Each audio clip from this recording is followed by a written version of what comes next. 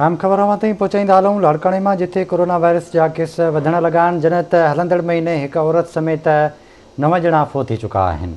तव्हांखे अपडेट कंदा हलूं। अहम ख़बर आहे त लाड़काणे में कोरोना वायरस जा केस वधण लगा आहिनि। हलंदड़ महीने एक औरत समेत 9 मरीज़ फौत थी विया आहिनि।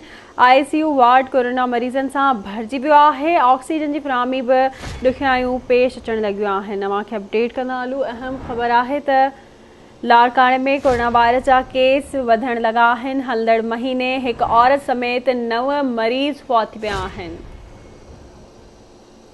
तफ़सील मालूम कंदासीं। लाड़काणो में रशीद समोखा जी। रशीद, आगाह कजो कोरोना की सूरत हाल बाबत।